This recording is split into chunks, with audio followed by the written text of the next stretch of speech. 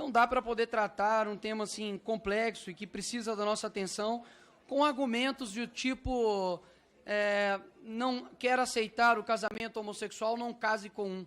Porque esse argumento ele é muito frágil, até mesmo porque eu poderia usar o mesmo argumento contrário, dizer, olha, você não quer que legalize as armas, não compre uma arma. Então não faz sentido isso, eu acho que nós somos aqui parlamentares e a gente de fato precisa tratar da maneira mais séria.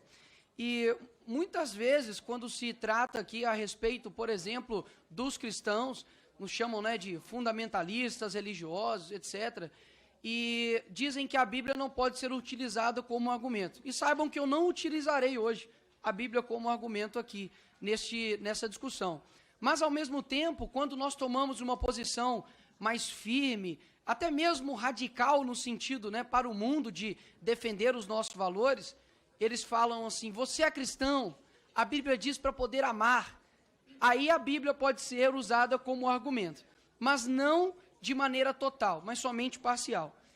E me dirijo aqui, antes de adentrar os meus argumentos, a militância que está aqui hoje, os homossexuais, o pessoal que veio aqui de forma correta, que é a casa para poder conversar, dialogar, de que a esquerda ela usa vocês, assim como as outras demais tipos de ativismos que há no Brasil, como, por exemplo, a militância, como lá acontece nos Estados Unidos, do Black Lives Matter, como acontece também com pessoas que estão em dificuldades de achar uma casa, como a questão do MST, MTST, enfim, utilizam vocês. Eu digo isso porque nós temos aqui pessoas de partidos comunistas que essa mesma foice e martelo perseguiu homossexuais lá atrás.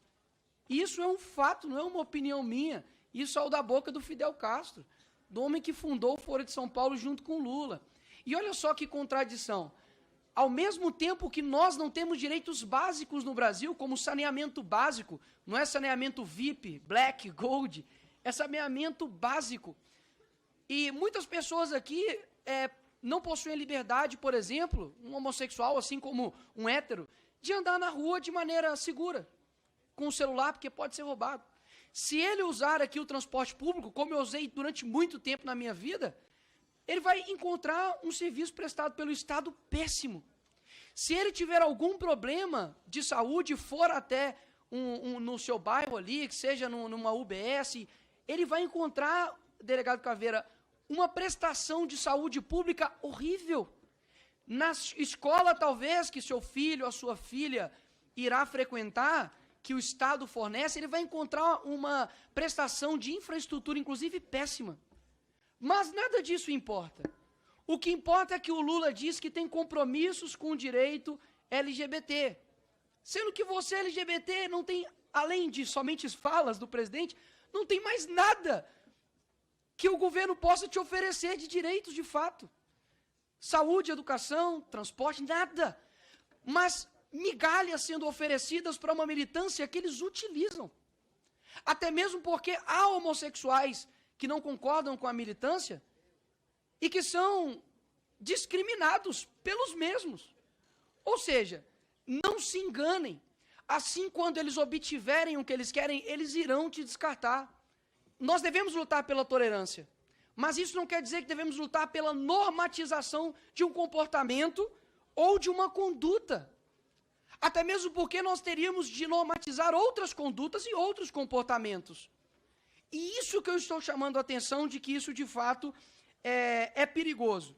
Então, se o casamento pode ser tudo, já não é mais entre um homem e uma mulher. O casamento pode ser entre um homem ou entre uma mulher e uma mulher. Por que não o casamento não pode ser com 3 pessoas? Por que não o casamento? Exato, pode, né? Ok. Vocês estão atestando o que eu estou dizendo. Obrigado. Por que o casamento não pode ser com infinitas pessoas? Presidente. Porque, só um minutinho, é o que eu estou falando, mas não tem problema. Não te interrompi, deputada. Eu estou ouvindo aqui e falando, obrigado, te agradeço, muito obrigado, não consigo fazer o mesmo com você. Mas, por que não o casamento não possa ser infinitas pessoas? Por que o casamento não possa ser com idades diferentes? Não pode ser com uma pessoa de 40 e uma pessoa de 14. Por que o casamento só precisa ser entre o homem e entre a mulher? Porque exatamente isto é o casamento. É exatamente isso que eu estou querendo dizer. É uma estrutura da realidade. Então, podem chamar do que quiser, não tem problema. Só que as consequências, repito, civilizatórias e culturais disso é muito grande. E assim como lá atrás, tudo o que queriam era casar. Tudo o que queriam era ter os seus direitos assegurados. Hoje nós já vemos, eu tenho certeza que não é a maioria aqui, talvez que concorde com isso. Mas não se passa mais de uma luta por aceitação.